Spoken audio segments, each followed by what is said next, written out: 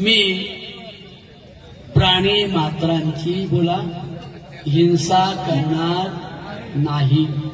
मी मुक्या जीवाचा बळी घेणार घ्या पण म्हणाय काय हरकत नाही. आता आपलं मटण खाता जलम गेला,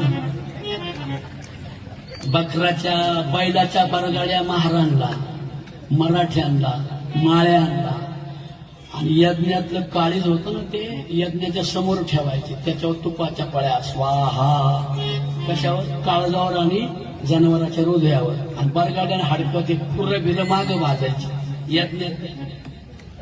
ते माणूस खाण्याची पद्धतच होती, म्हणजे यज्ञ याग नाव त्याचं सुंदर होतं. यज्ञ आणि यागाने इंद्र प्रसन्न होतो. तो इंद्राचा बापच आम्ही नाही पाहिला. खोट, दॅट्स रॉंग फिलॉसॉफी.